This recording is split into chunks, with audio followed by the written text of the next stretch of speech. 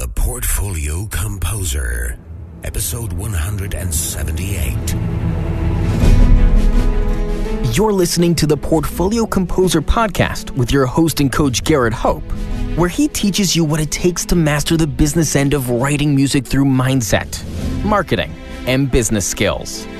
Make sure to sign up for the newsletter at theportfoliocomposer.com for exclusive offers, business insights, and information not shared on the podcast. And now, for this episode of The Portfolio Composer.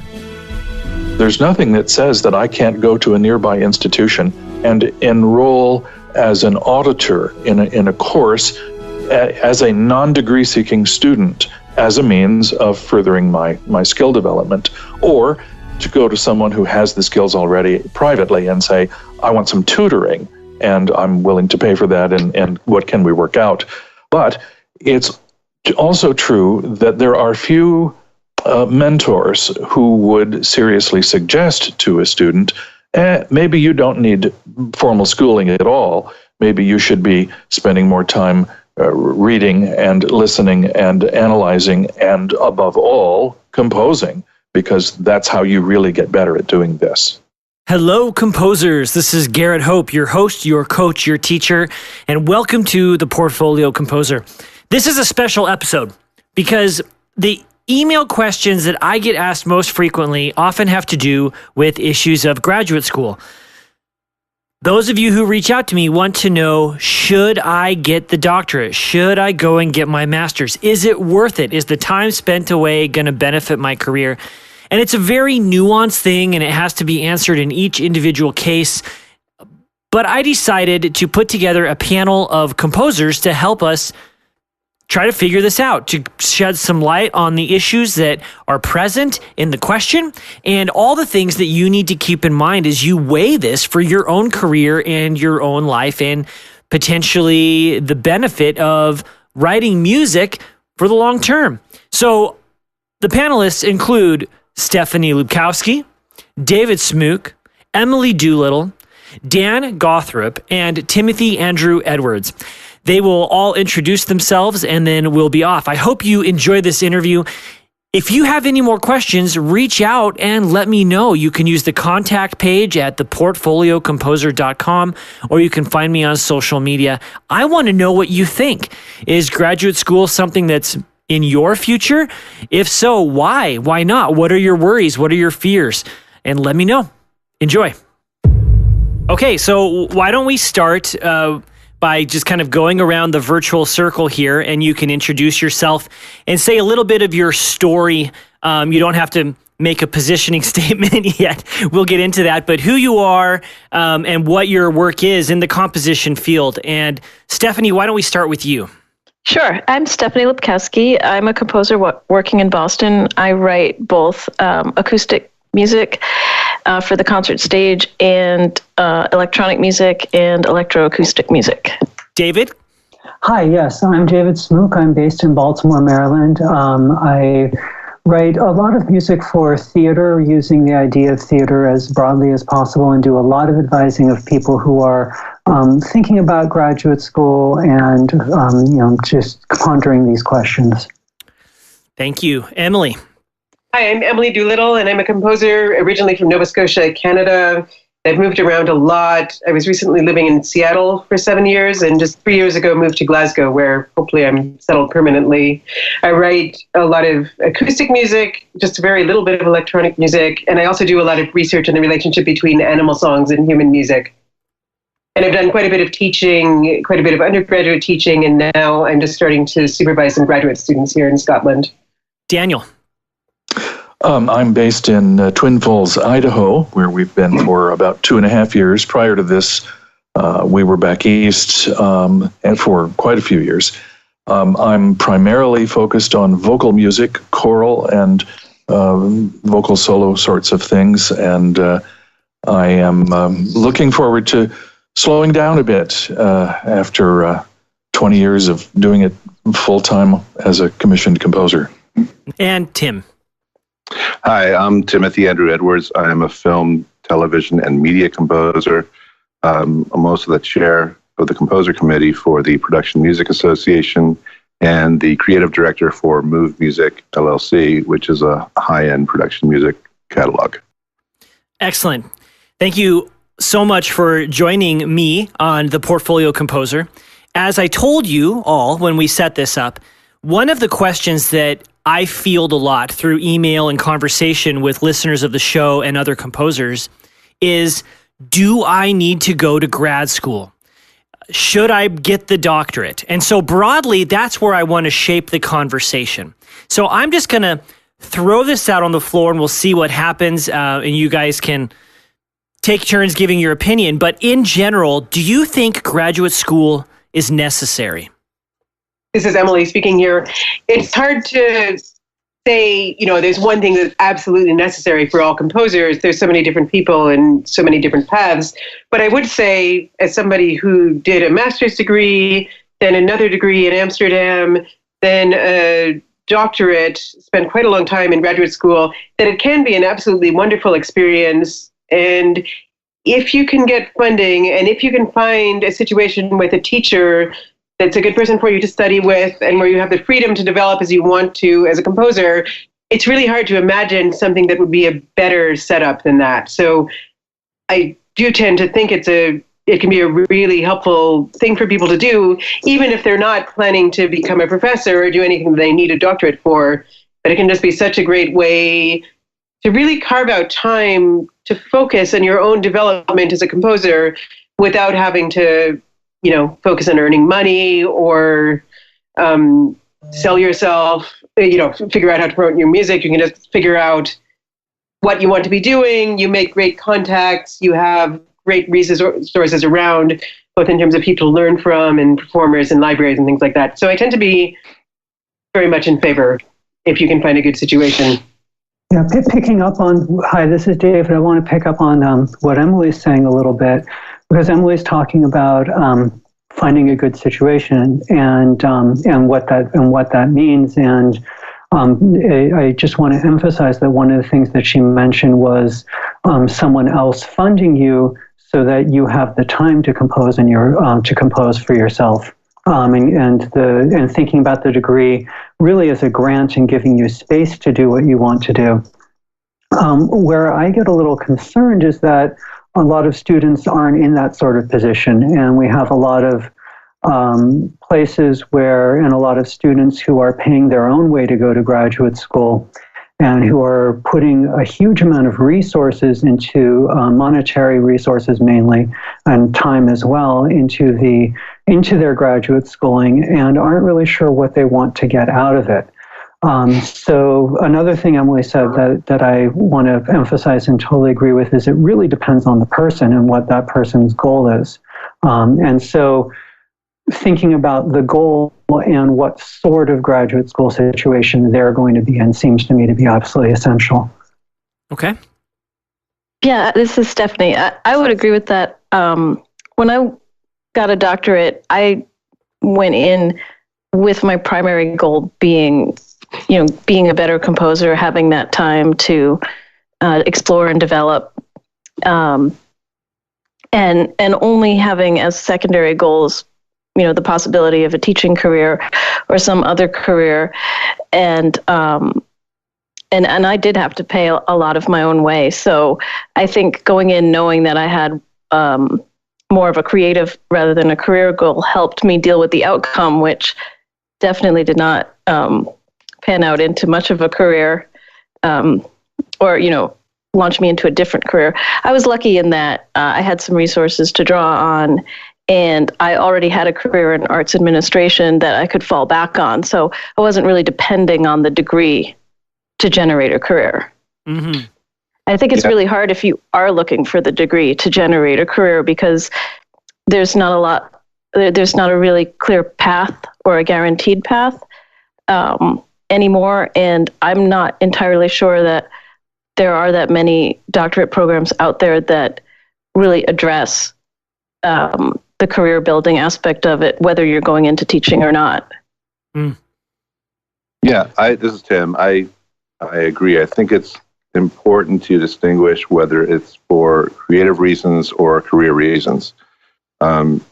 Because, and the other thing is I'm I'm coming from the perspective of writing for media, and I have yet to have anyone ask me if I have any sort of degrees or if I even had studied music at all, which I have. But and even if you look at like John Williams' bio or any kind of major composer bio, you never see their degrees listed. It's just kind of their credentials and their histories. So I personally think education is incredibly important if it's of benefit to you, what you want to do. Right. This is Stefanie again. I actually feel that getting the degree has given me more legitimacy or clout.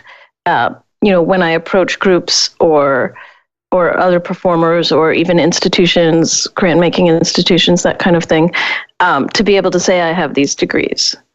Okay. Yeah. I think that's problematic in some ways, but I feel like it's definitely helped other people see me as a more accomplished, legitimate composer, whether that's a fair benefit of my degrees or not. So, Stefanie, David, I'm wondering, Stefanie, I'm wondering if you perceive it as worth it. I mean, you're talking about the cachet, but you also talked about the investment, and in the end, would you do it again? I personally would. I don't know. I think I might have preferred a different program, or to approach the program I went to a little differently than I did. But I think I would do it again because I really feel like I came out as a better composer and a better musician and in a better position to feel fulfilled creatively. That being said, having the resources to spend that money and time is kind of a privileged position. Mm. Daniel, why don't you chime in here for a second? Yeah, this is Dan Gawthrop. I'm perhaps a little different than any of the others of you because I took a very different tack here. I have always felt that the advanced degrees, particularly the doctorate, is primarily a credential to teach. And it appeared to me from the many of my friends and acquaintances who have gone through doctoral programs that they were getting a lot of very specialized training in niche areas, which never particularly interested me. And since I didn't want to teach, I chose another path. So I am looking at, I'm nearly 70 years old now. I'm looking at a career. I got active about 30 and decided I wanted to be a composer rather than simply think about it. And so I proceeded on that course without the benefit of advanced degrees, and through a combination of good luck and being at the right place at the right time and such talents and skills as I could acquire, I have built a career as a full-time commissioned composer, which is all I've done for the last 20 years anyway, without the benefit of advanced degrees. And I think I could recommend that course to someone who knew going in that they did not really want a career in academe that might also allow them some time to compose, but who wished, as I did, to have a career as a composer, writing music that people would use and be touched by and uplifted by, and perhaps occasionally do a little teaching on the side. So I've come at this from almost a 180-degree different position, and I have to say, gosh, it's worked fairly well for me. I've made a full-time living from it for the last 20 years, and for 20 or 30 before that, I was able to do it part-time as I built a reputation and a following. And it's kind of nice, frankly, to have the phone ring or an email show up and say, gosh, we have this event coming up and we want to commission you to do a piece to commemorate this, and to be able to make a full-time living doing that. That's really kind of cool. Mm-hmm. Yeah, and do those gigs come, this is Tim again, hi.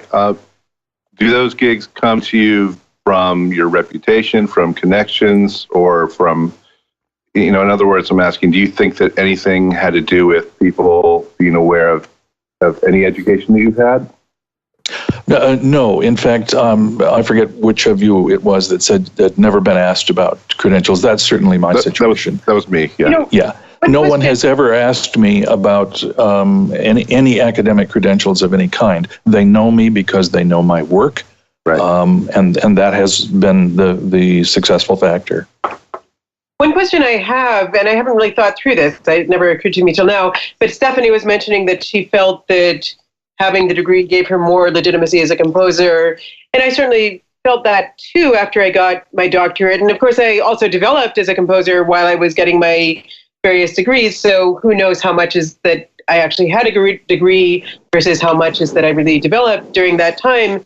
But I am, since the two women who are part of this discussion have mentioned feeling a little bit more legitimized after having the degree, I'm curious whether there's any gender difference in how important it is in being taken seriously. Because I think, although I'm hopeful that changes are, underway, it still feels like composers are presumed to be men, and men are sort of given more default respect as composers. And I'm curious if more women have had the experience of being taken more seriously once they've really, got a degree behind what they're doing. That's a really good question, and I'd like to know the answer to it as well. Yeah, and just one other thing I wanted to mention. When I went for my doctorate, I was absolutely sure I didn't want to have an academic career. And even if I had never started teaching, I taught at Cornish College in Seattle for 7 years, and now I have a research fellowship at the Royal Conservatoire in Glasgow, and I'm supervising some graduate students. So as it turns out, I am doing some teaching, and I especially like what I'm doing now, where my job is about 80% doing research and composition and 20% teaching. But even if I had never done a bit of teaching after my degrees, I'd still be really glad I did them, just for everything I learned and for all the friends I made. I feel like so many of my close collaborators are people I met during graduate school, and somehow the experience of learning things together and discussing things together leads to lifelong musical friendships, which I really value, which is not to say that you can't develop those friendships in other ways. But my positive experience in graduate school, in a way, has nothing to do with the fact that I've actually ended up using the degree for teaching. Right. I have no idea, without surveying many more female composers, whether the sense of legitimacy is associated with the degree or not. So maybe we can make that a task. We can try to figure that out. Yeah. One of the things that most of you hit on, and I think, Stefanie, you started this, was the idea of funding, or actually, Emily, you did. And this is something that I think is really important. I had my tuition covered, but I had to still take out loans to cover the non-tuition costs of education and the cost of living. I was married and had a child, and so it was very expensive. And now I have loads of student loan debt. And this is a national phenomenon that's part of the discussion. Should this be a consideration? How do you, let me rephrase the question. What do your guys think about that? If you can't pay for school all the way through a graduate assistant position, should you do it? I always recommend that people leave the States and go somewhere where it's cheaper. Like, I feel like, I'm from Canada. At the time I went to university in Canada, it was about $3,000 a semester. Almost nobody had loans. Most people lived at home while they did their undergraduate degree, and people had jobs maybe during the summer, which would pay for tuition. So it was really common for people to graduate. This was, I started in 1990 and graduated in 95, for people to graduate with no debt, which is what I did. And then when I went to graduate school for my master's degree, I had a fellowship. I was teaching. It covered most of my living expenses. My dad was able to help me out a little bit, but of course he was able to do that because I had been able to do my undergraduate degree for free. So I hadn't had any help for that. But I think American students have such a disadvantage because undergraduate tuition is so expensive, and they're already in debt often by the time they're starting to think about graduate school. But when I'm talking to young composers in the States, I would always recommend going to Europe or to Canada, or looking around until they can find a scholarship, maybe going to a school that they wouldn't have thought of, but that can actually offer financial support. Because I think a debt can be just so make it so difficult for a composer to do the music they want to after they graduate. Yeah. And I know I was really lucky to go to university in the countries and the time I did. I think it's harder to find tuition-free university and graduate school educations now. It's still possible, but it's maybe harder for people. David, you teach at a private institution. What do you think about this?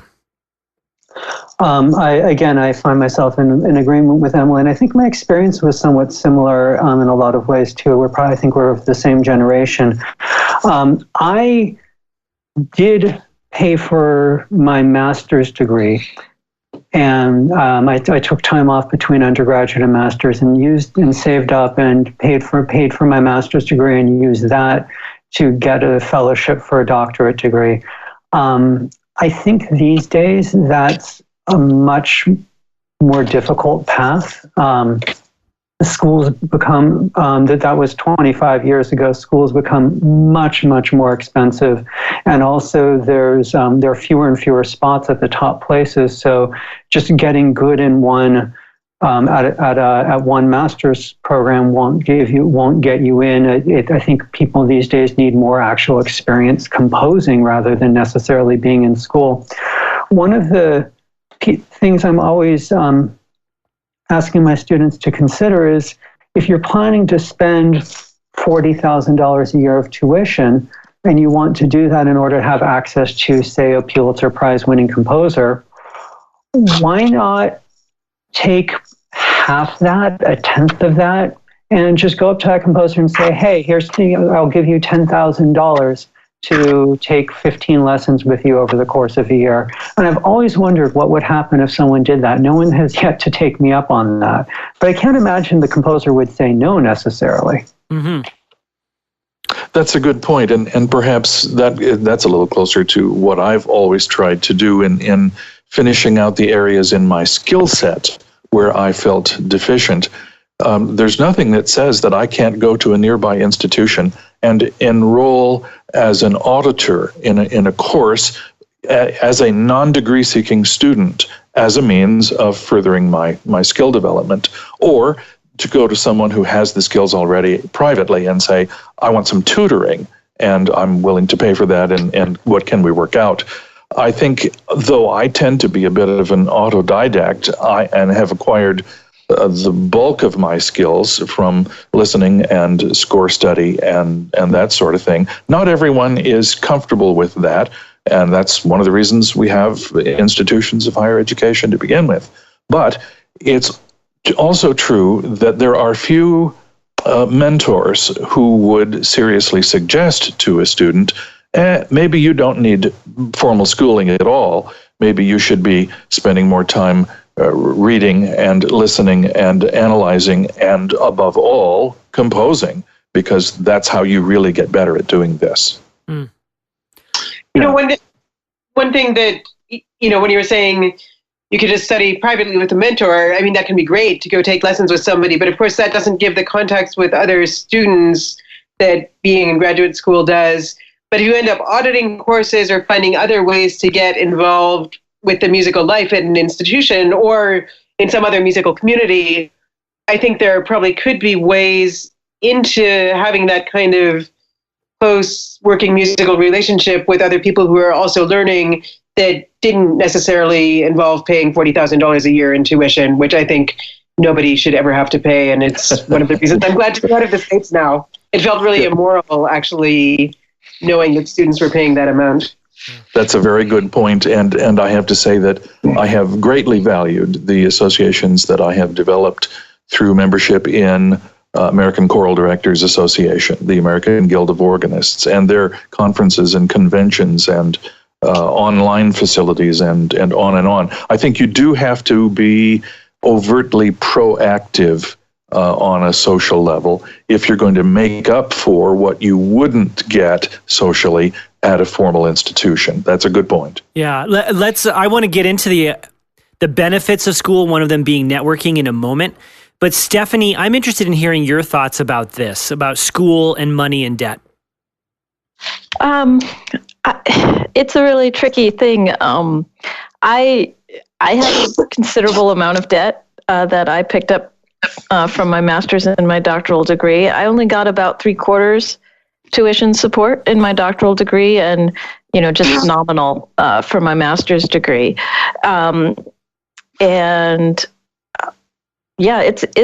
It's a big concern. Like right now in my life, I would prefer to have one part-time job and spend much more time, as a composer, but I need to have full-time employment in order to deal with these loans. So that's, a big downside of that.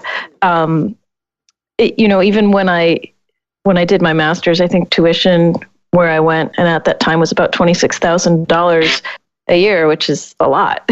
And I worked full time while I got my master's, and I still had to take out loans because even if I had spent all the money I earned, I wouldn't have had any money left for food if I had just taken the money I earned and sent it right to tuition.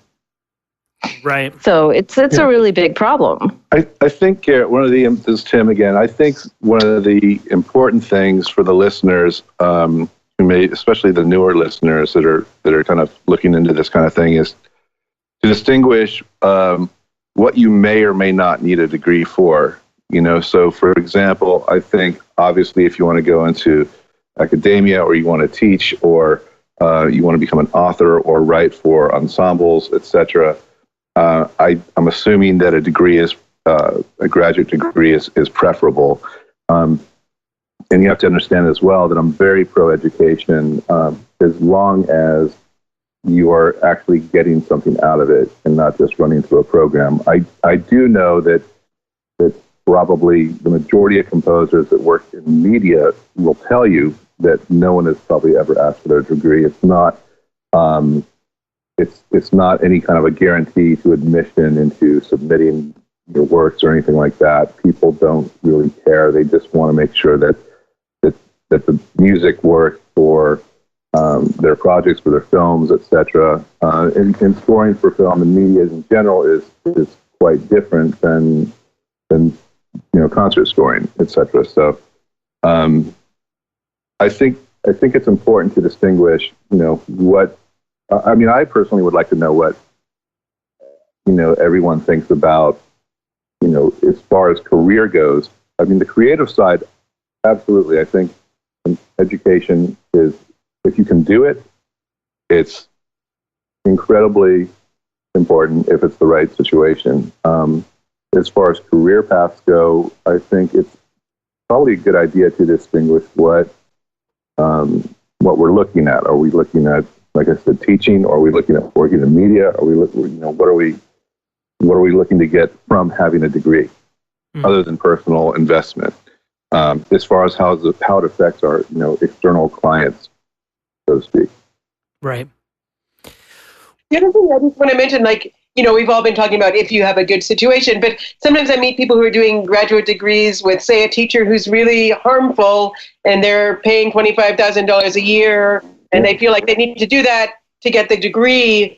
But I think that, for me, graduate school has been a very positive experience. But if I meet somebody who's really being damaged by their teacher, or feels socially ostracized, or is not learning, or is not having performance opportunities, then I would certainly recommend they quit that particular degree right away, and either see if they can find a better one, or other ways to learn the things they want. Because graduate school is great if it's great, and it can be fantastic. And I always encourage people to find great situations for them. But if it's not great, step away and, take time to look at what would be helpful for you. Because I've seen people get really demoralized by experiences in graduate school as well. Mm-hmm.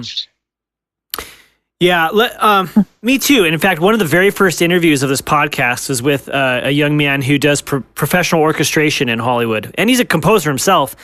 But he was studying school at a big state school with a name that most people are going to recognize. And this person said some things to him that absolutely crushed his spirit.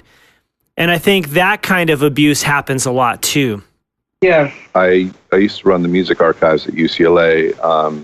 And so I was exposed to a lot of, the musicology department and the music department. And I think that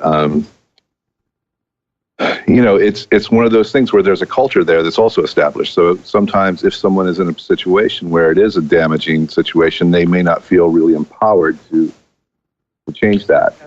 Yeah. Yeah. I have to chime in. This is Stefanie. And as someone who, although I do feel my doctorate was worth it, the particular dynamic at the school that I went to at that time had some very damaging aspects of it. And I did find aspects of being there really, really difficult. Again, I was able to find a teacher within the program who was the right person for me. So that helped. And I did, make some connections and friends, but not as much as I would have had the program not had that aspect to it. And again, I was lucky. I'd been in Boston for a long time, so I had a whole network of people outside of school that I could go to for support and to get projects done. And the people I knew outside of school, through them I met more people outside of school. So at least for me, I was lucky in that even though the program had some real negative aspects, I was not isolated within it. I didn't need the program to supply everything for me. Mm-hmm. Yeah. But if I hadn't been in a city I already knew, I might have not wanted to continue. Right. Yeah. And sometimes some of those damaging elements. Sorry. Emily, start that over again. I'm sorry. Yeah, at the same time, if you're paying all that money for graduate school, you really wanted to be providing those things for you. It sounds like some of the contacts with musicians that you already had, you would have had whether you went to graduate school or not. So, it sounds like your program could have been much better and more supportive than it was. Yeah, and I'm saying, it's an expensive lesson, but sometimes those damaging elements can also be part of your education that's not, in the curriculum, so to speak. Yeah. I definitely agree. I think that the unhealthy aspects of my program taught me a lot about being able to define myself as a composer and define the music I wanted to do, even, in opposition to maybe what was the dominant strain, or I don't want to get too detailed about the unhealthy dynamics there, but of course. In a way, I come out still thinking it was all worth it. But there is part of me that thinks it was harder than it needed to be at times. Right. And I learned those lessons at steeper prices than was necessary in some aspects. Sure. Yeah. David, did you want to add something?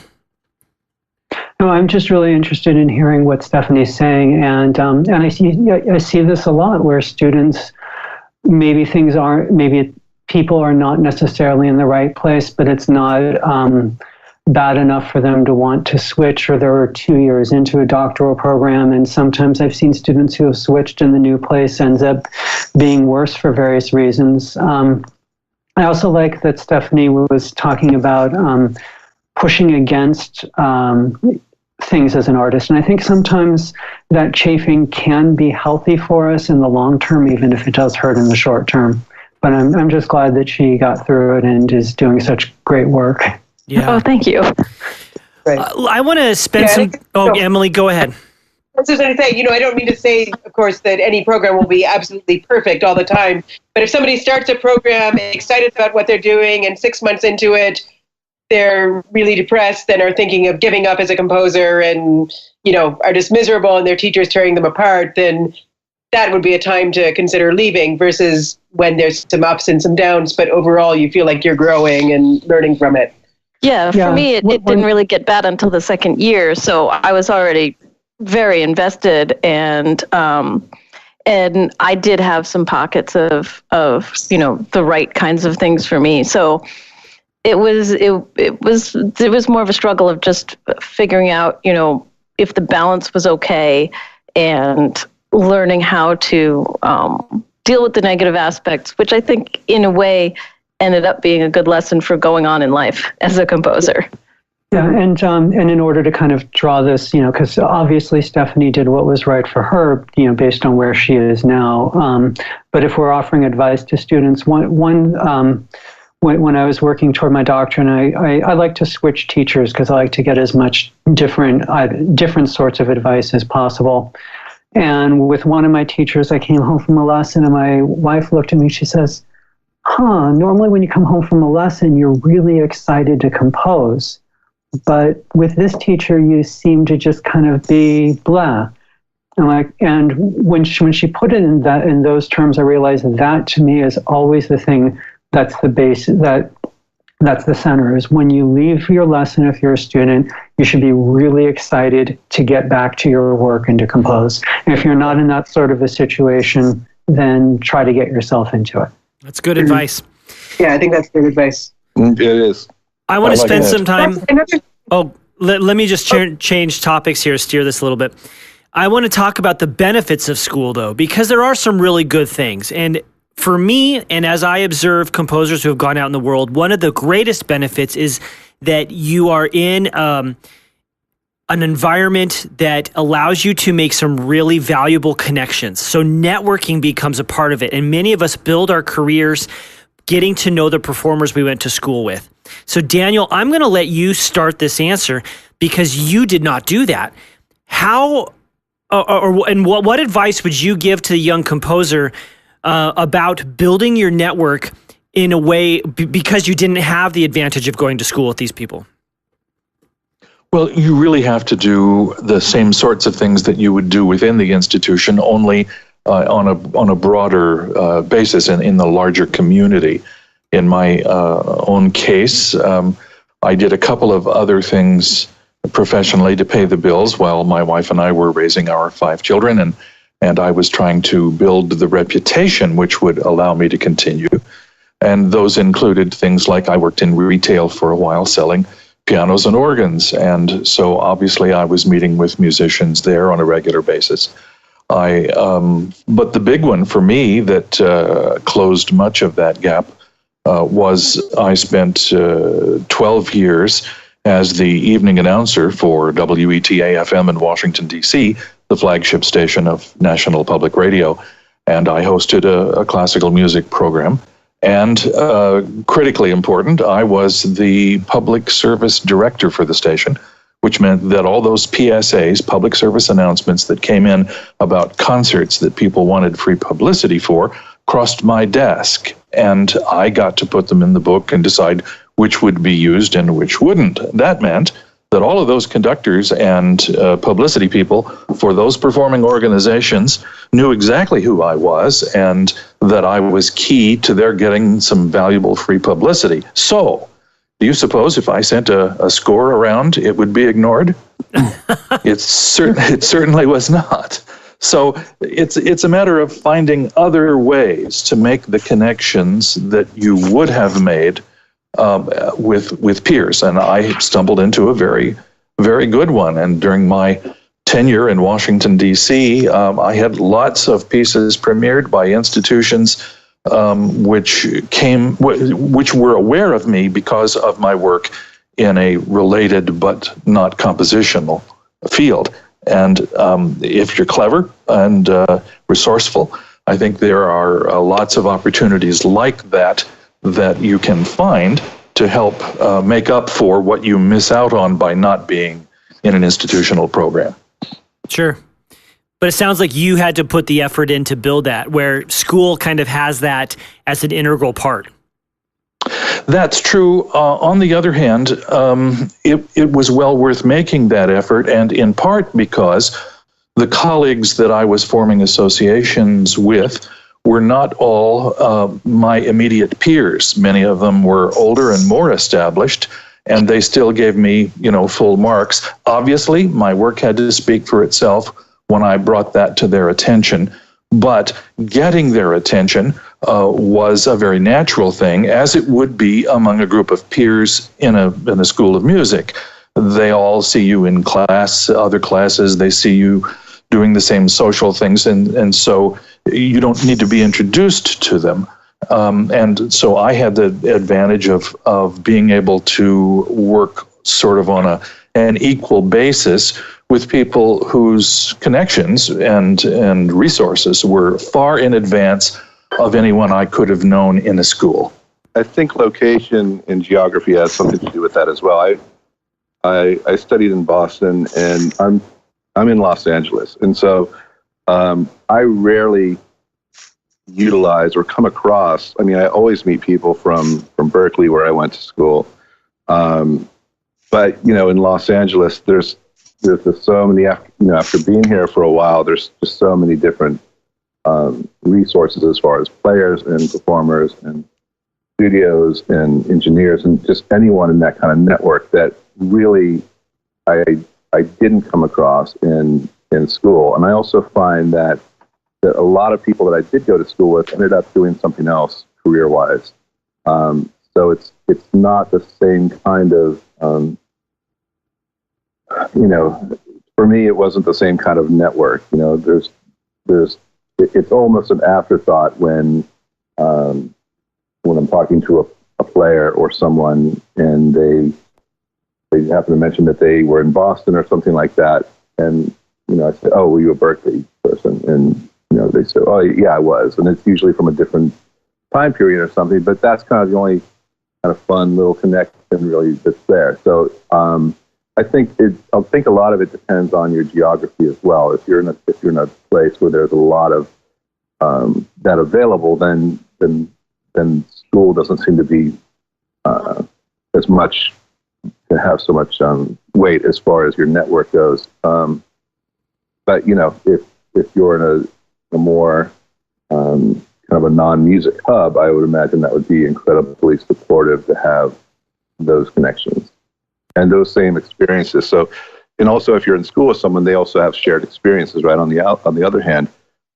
so you both kind of went through a certain period and experience together. So that I think I don't think there's kind of a pro or con to that. I just think that it depends on a couple different things. So, like I said, if you have that network established through your school, that's fantastic. And like any good network is great. But it's not always going to come from school, is my experience. Okay. Another way you can build that network is through going to summer festivals. I mean, I feel like so many of the collaborations I have now are either with people I went to school with or I went to summer festivals with. And I think if somebody came to me and they were facing the choice of paying $40,000 a year to go to graduate school or not, possibly that $40,000 could be better spent going to 10 different summer festivals or something like that. Like that still can give you the opportunity to learn intensively, work with peers, and develop those close connections. So certainly there are ways to develop those outside of graduate school, even though, as you know, I'm a big fan of graduate school too. Sure. The summer festivals have gotten so expensive these days. I always feel horrible when I tell students about the importance of the summer festivals because they are so important, but they are so expensive. Yeah. Right. Again, and I haven't tried to go to one for a long time, so I don't know what the costs are. But one thing, and again, I don't know if this is as possible now as it was then, but I often just phoned up and said, like, can I do work at this festival in exchange for free tuition or less tuition? And I did a lot of that. And, I'm sure it's still possible to do that sometimes. Maybe it's getting harder as administration is sort of more professionalized. But I think there are sometimes ways to sneak into them, even if you don't have the money. Yeah, that's great advice. The other thing I would add to all this is, we're talking about networking at graduate school and networking at outside of graduate school. And I think sometimes people assume that graduate school, the networking happens naturally, but it doesn't always. Some people are just shy. Right. Some graduate schools, there are commuters. If you're married, it might be difficult to make friends with non-married people. If you're older or younger, it might be difficult. But one piece of advice is to just, wherever you are, be present. Yeah. When I say be present, I mean show up to things that you're not involved with. Go to other people's concerts. And don't just go to other new music concerts. Go to every concert, wherever you are, just in order to figure out who people are, what you like. And if you like something that you hear, just tell people you liked it and don't expect anything else. But use that as just the chance to become known to people you admire and to learn who you admire. Mm-hmm. That's excellent advice. Great advice, yeah. I mean, that happens out here. That, again, is harder for students to do now as tuition is more expensive and people have to work more of the time that they're in graduate school. So, you know, I saw my students really struggling with that when I was teaching in the States. Yeah, but what I noticed too is that students don't show up for other students' concerts. Like, there are these amazing, you know, their peers are presenting these amazing recitals, and there's no one there.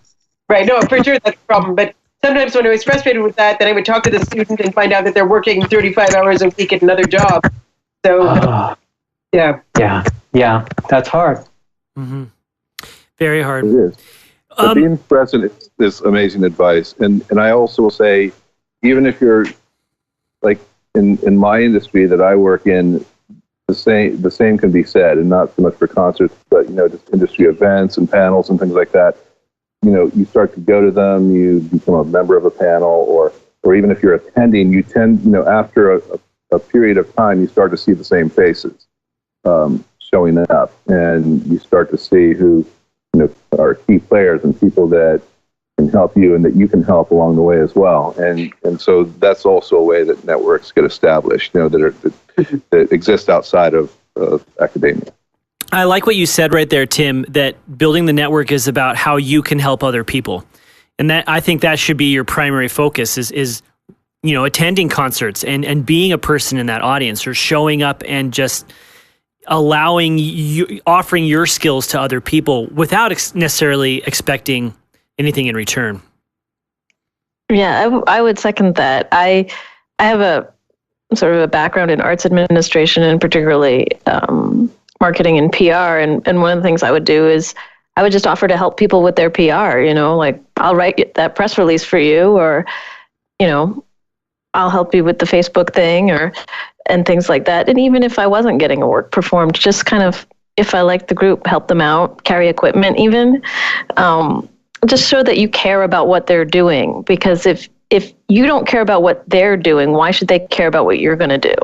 Mm-hmm. Mm-hmm. Well, is that part of the experience? I mean, not to be uncaring. Please, how do I put this? I think when you are in school in general, that your focus is really on your development, right? I mean, it's kind of a natural idea, and so I think that it can be fairly foreign to people to even consider going to someone else's concert, even though it would really be potentially of, you know, great benefit to them. So that's a good point as well. I think you have to, as originally as it was said, that you need to make yourself available, and being present. The word "present" is such a strong and invalid, you know, idea. So, yeah. Our time is drawing to a close here before Emily has to get off. So I want to just kind of bring up the idea of jobs. I got my doctorate because I was on an academic track. And when I was in my master's, I had one of my mentors say to me, Garrett, this is a great time to be in academia. This would have been in 2006 when he said this. Because all these baby boomers are going to retire. And then they're going to need to fill these positions. And I've spoken to a half a dozen other people who hold their DMA and got the same exact story in the early 2000s. And then I got that story in the early 90s. Oh, I there you go, right? But now there are no jobs. When I was on the job market, and I'm no longer, there at a good year would be 30 to 35 openings I could apply for. And for each one of those, there could be up to 100 candidates that had a very similar vita as me. So let's just spend some time talking about expectations of employment. Now, we've brought it up already, but this is the minimum requirement to apply for a higher ed job. Well, I mean, like being self-employed. Yeah. Yeah, I mean, I think, yes, if your goal is to teach in higher education, then absolutely you need the doctorate, but you also need a doctorate from one of a very small number of places if that's your goal. So people for whom that's their goal should go on there's a music theory jobs wiki. It's for jobs in music theory, music composition, music technology. It's all in the same place. And go look at the past several years and see all the jobs that were filled and where the people got their degrees who got those jobs. And apply only to those schools. Go to the faculty members at those schools, and as Emily was saying, if they teach at summer festivals, go to their summer festivals and get to know them, and find out, if you don't get in, find out what you can do to improve as a composer to get yourself to the point where you might get in. But if that is your goal, unfortunately, it's not just about just getting a doctorate, it's about getting a doctorate from one of a very small handful of places. And even then, you probably still won't get a job. Yeah. I think I did go to one of those places. I did my doctorate at Princeton, though it was completely accidental, because at the time I was not thinking about teaching at all. I was pretty sure I didn't want to teach, and I just knew that I liked the program there, and there were people there who I really wanted to study with. So I think I was quite lucky that just by chance I went to a school which I was able to get a job after going to. But it is too bad that people have to think that way instead of thinking about who they want to study with or where they can get the support they need. Yeah. Yeah, I mean, for that, I think if you're thinking more as your development as an artist, then that would be the main consideration. But if the academic job is a high priority, then it's just a different way of thinking. Yeah.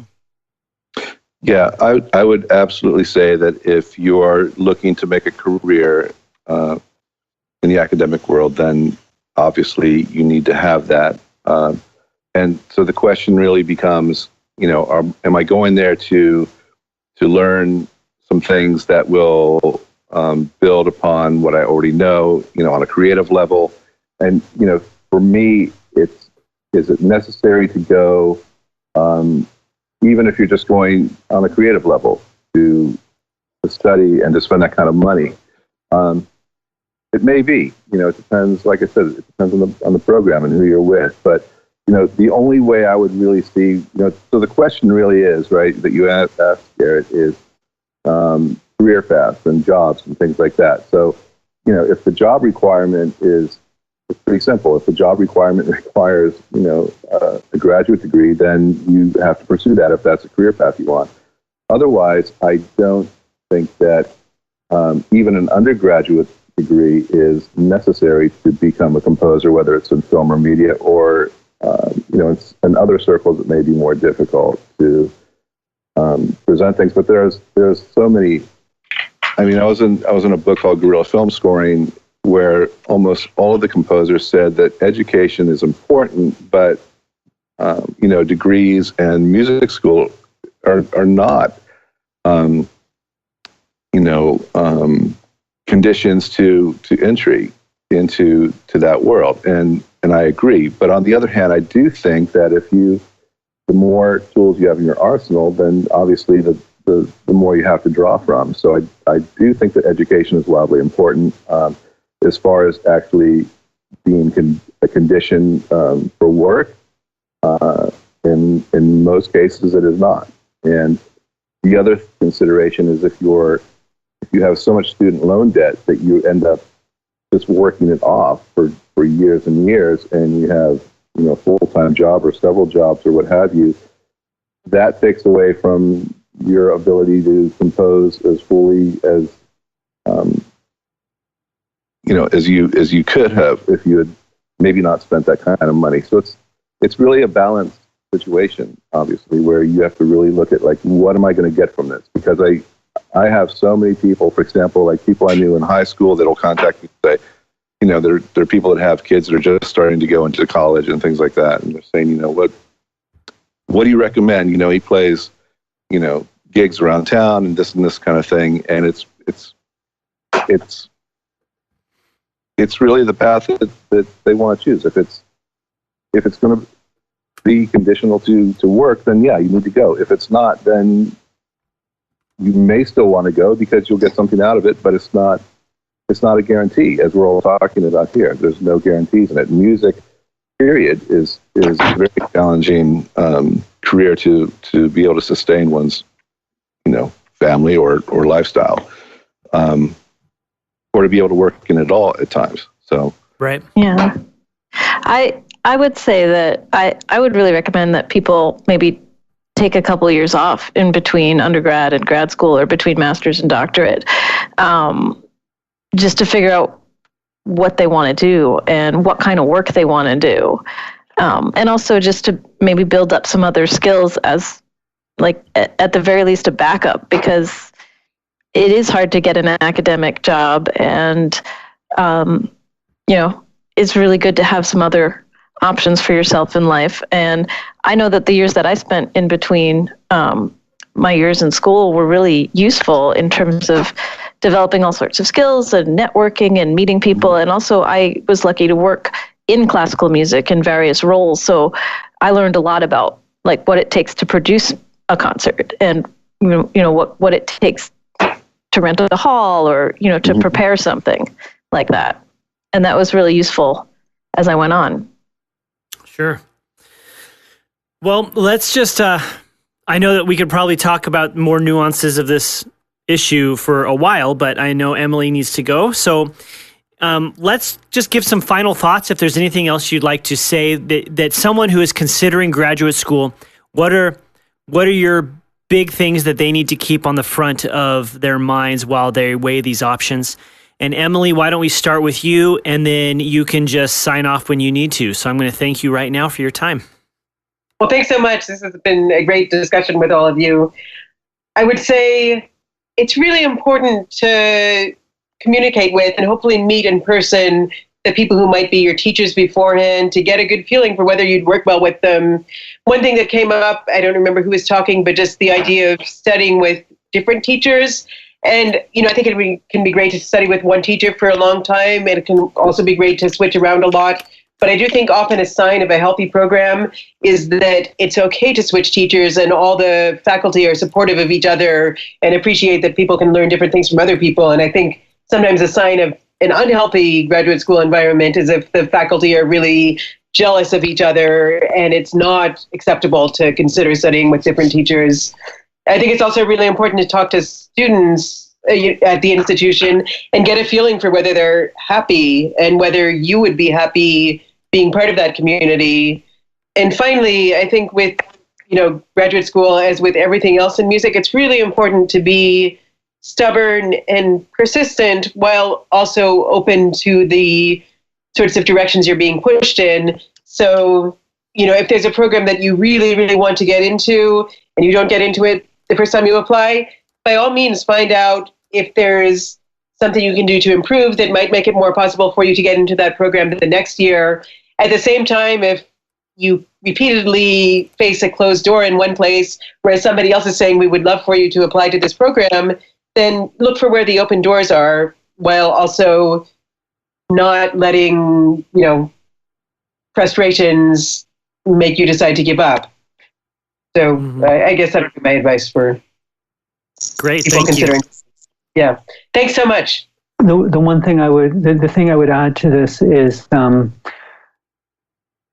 really ask yourself what your goals are, what you want to do as an artist and as a career, and realize that these are two very separate questions, where your career should be whatever you need to do in order to make money, in order to support your artistry, whatever your artistry is.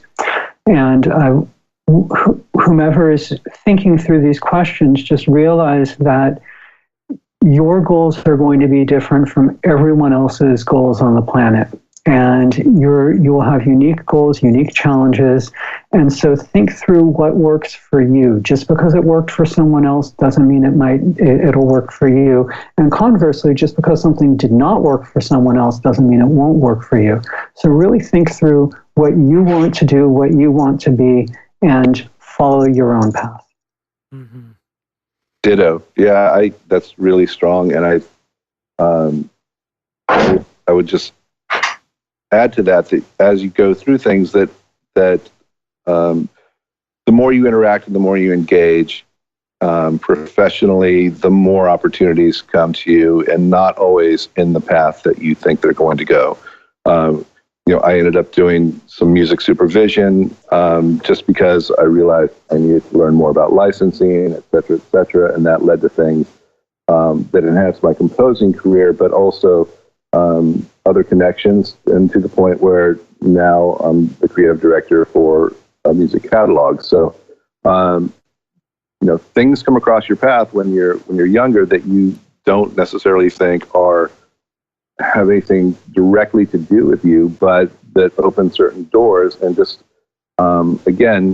just to be open to all those kinds of things, and also obviously consider the financial element of it, and if it's something that's going to reward you in a way that, even if it is expensive, will it enhance your ability to work and to be creative? Because at the end of the day, that's what it's really about. And and I think a lot of what happens is people think, oh, I go to this school, I'll get this degree, and I'll come out and I'll be a composer. I've heard that so many times from people that are still in school, and it's just not the case. And sometimes it is the case. So, but primarily, I think that, again, as it was just stated, that I think that really kind of do some real soul searching about it, because it's a hard field, regardless of what you do, and there's no guarantees that a degree will get you in. And again, it really depends on what you're looking to do. Like I said, if it's a requirement to have a degree to teach or to go into some field that's what you really want to do, then by all means you have to do that. But otherwise, it's not necessarily a barrier to entry if you don't have one. I really just want to second what David and Tim said, especially about knowing what your goals are creatively and career-wise when you're considering school, and looking at the programs available to you and seeing just whether you're going to be able to get those things out of them. But I think also you do have to be open to everything else that's going on where you live musically, or in however you define your world musically, and not expect the degree to sort of answer all the questions or solve all the problems you have regarding what you want to do creatively or career-wise, because in the way the world is now, where there's no really guaranteed career path, the program can't solve all of those issues. Right.